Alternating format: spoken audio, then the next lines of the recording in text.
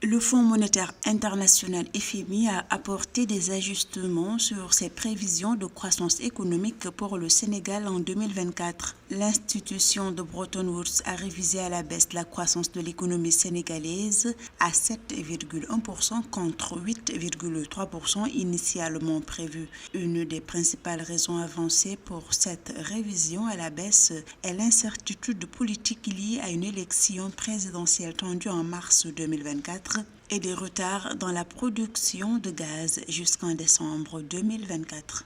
Les indicateurs à haute fréquence suggèrent que l'activité économique a été modérée car les entreprises ont reporté leurs investissements et les consommateurs ont réduit leurs dépenses. Malgré les tensions politiques autour de l'élection présidentielle et les chocs extérieurs, la croissance économique du Sénégal, soutenue par une bonne campagne agricole et un secteur tertiaire solide, a dépassé les attentes et s'est estimée à 4,6% en 2023. Ainsi, l'économie sénégalaise a fait preuve de résilience en dépit d'un contexte difficile selon le FMI. Difficile de comprendre cette nouvelle projection du FMI alors que l'autre tendance, il y a quelques mois, c'était d'avoir un taux de croissance de 5% environ, hors pétrole et gaz. Quand on sait que justement ce pétrole et ce gaz ne seront pas au rendez-vous, il est peut-être difficile de comprendre ce bond de 7,1% sur la simple base du calme qui est revenu, qui va donc jouer sur ce dynamisme économique qu'on connaît au Sénégal et par conséquent,